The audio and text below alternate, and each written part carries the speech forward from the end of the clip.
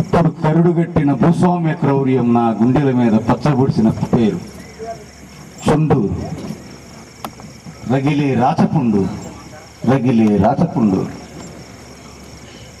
నన్ను బాధితుడని పిలవకండి, నన్ను బాధితుడని పిలవకండి. నేను అమరుణ్ణి, అమరుణ్ణి, ఎగిరే ధిక్కార పతాకాన్ని. మీకు చేతనైతే, మీకు చేతనైతే ఆ శవాన్ని నగరం నడిబొడ్డున ఖననం చేయండి. ఒక జీవన రవళిని వినిపించే విదురువనాన్నై వికసిస్తాను. మీకు చేతనైతే నా శవాన్ని ఈ దేశం ముఖచిత్రంగా ముద్రించండి. ఒక సుందర భవిష్యత్తునై చరిత్ర పటంలోకి పరివ్యాపిస్తాను. మీకు చేతనైతే, మీకు చేతనైతే, మీకు చేతనైతే నన్ను మీ గుండెల్లోకి ఆవాహన చేసుకోండి. ఒక పెనుమంటల పెనుగులాటనై మళ్ళీ మళ్ళీ ఈ దేశంలోనే ప్రభవిస్తాను.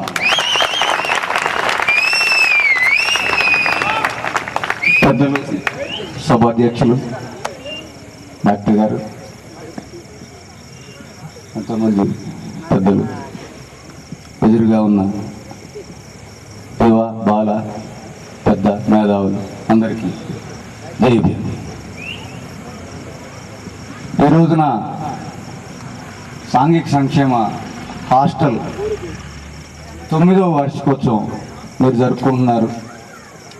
అందుకు మీ అందరికీ అభినందనలు తెలియజేస్తున్నాను.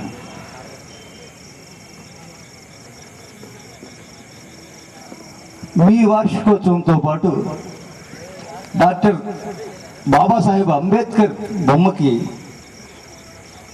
దండ వేశారు. అందుకు మరింతగా మిమ్మల్ని అభినందిస్తున్నాను. కేవలం డాక్టర్ బాబాసాహెబ్ అంబేద్కర్ కేవలం రిజర్వేషన్లు ఇచ్చినందుకేనా,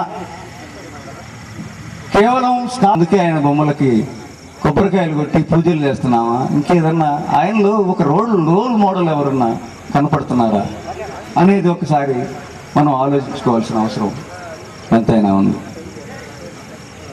అధ్యక్షుల వారు హెచ్చరిక నాకు గుర్తుంది, అది పాటిస్తాను నేను.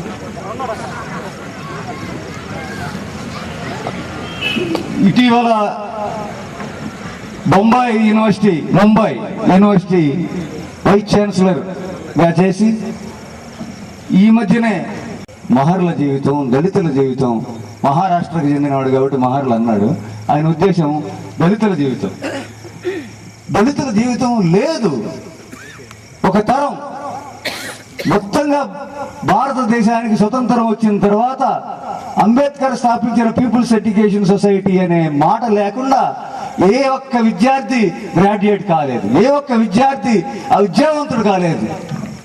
అందుకు అంబేద్కర్ చేసిన కృషి, అందుకు అంబేద్కర్ మన వార్షికోత్సవాన్ని, మన విజయోత్సవాల్ని, మన ఉత్సాహాన్ని జరుపుకుంటున్నాం.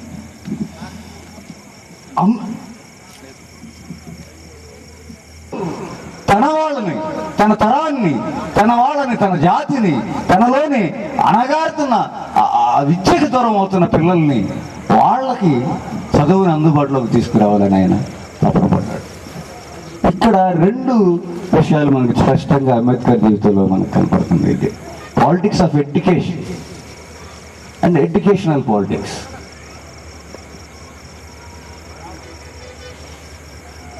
చదువుకు ఉన్న రాజకీయాలు ఉన్నాయి,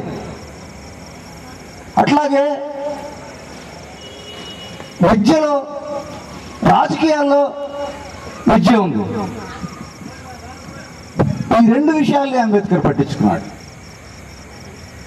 ఈ ఎంతమంది రిప్రజెంటేషన్, ఎంతమంది రాగలుగుతున్నారు నా పిల్లలు, నా జాతికి సంబంధించిన వాళ్ళు, నా అణగారిన జాతులకు సంబంధించిన వాళ్ళు, అంటరాని జాతులకు సంబంధించిన వాళ్ళు ఎంతమంది ఎడ్యుకేషన్లోకి రాగలుగుతున్నారు, విద్యా సంస్థల్లోకి రాగలుగుతున్నారు, అవకాశాలను పొందగలుగుతున్నారు అనేది ఒకటైతే, అసలు మా సంస్కృతి ఏమిటి, మా చరిత్ర ఏమిటి, మా సాహిత్యం ఏమిటి, మా వారసత్వం ఏంటి, ఇదంతా అసలు సిలబస్లో, కరిక్యులంలో చేరుతుందా లేదా అన్న ఈ 2 అంశాలను ఆయన పట్టించుకున్నాడు.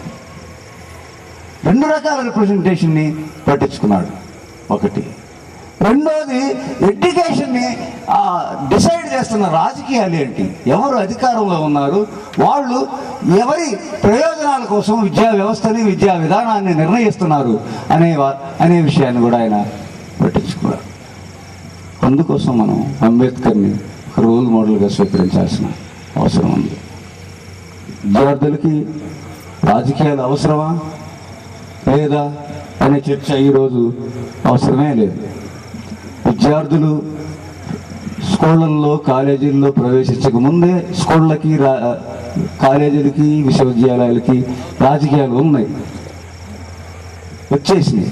రాజకీయాలు మాత్రమే ఆ స్కూళ్ళని కాలేజీలని యూనివర్సిటీలని పరిపాలిస్తున్నాయి.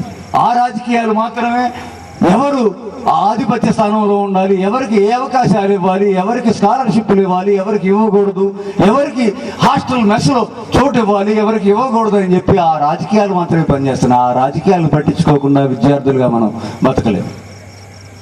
సరే, గ్రామాల్లో అనేక అత్యాచారాలకు గురవుతున్న మన జనం ఉన్నారు, వాళ్ళ సంగతి వాళ్ళు చూసుకుంటారు. బతుకుతున్న వాళ్ళు ఉన్నారు, వాళ్ళ సంగతి మీరు పట్టించుకోకపోయినా వాళ్ళ పోరాటాలు వాళ్ళు చేసుకుంటారు. కనీసం మీ పోరాటాలను విద్యార్థులుగా నిలబడటం కోసం మీ పోరాటాలను మీరు సాగించాల్సిందిగా కోరుతూ, అంబేద్కర్ వారసత్వాన్ని, అంబేద్కర్ ఏ ఆశయం కోసం అయితే తను విద్యార్థిగా నిరంతరం చదువుతూ చదువుతూ చదువుతూ చదువుతూ తిండి మానేసి కనీసం ఒక పూట అన్నం తినడానికి కూడా నోచుకోకుండా మొత్తం లైబ్రరీ అంతా చదివి ఆ చదివిన మొత్తం సారాన్ని సమాజ సేవకి